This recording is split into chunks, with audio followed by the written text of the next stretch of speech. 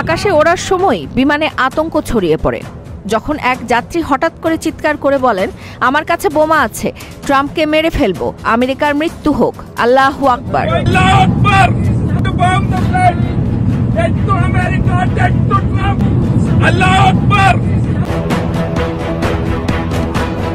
তিনি টয়লেট থেকে বেরিয়েই চিৎকার করে এসব বলতে থাকেন। একসময় কেবিন ক্রুদের ধাক্কাও দেন। তাকে থামাতে কয়েকজন যাত্রী একযোগে এগিয়ে এসে তাকে শান্ত করে। এরই মধ্যে বিমানটি জরুরি ভিত্তিতে গ্লাসগো বিমানবন্দরে অবতরণ করে। ঘটনাটি ঘটে লন্ডনের লুটন থেকে গ্লাসগো অভিমুখে উড্ডয়নকারী ইজিজেটের ফ্লাইট EZY609 এর। বিমানবন্দরে পৌঁছেই স্কটল্যান্ড পুলিশ এসে 41 বছর বয়সী ওই ব্যক্তিকে গ্রেফতার করে। পুলিশ জানায়, প্রাথমিকভাবে মনে হচ্ছে সে একাই ঘটনার সঙ্গে জড়িত। তার ব্যাগে তল্লাশি চালিয়ে কোনো বিস্ফোরক পাওয়া যায়নি।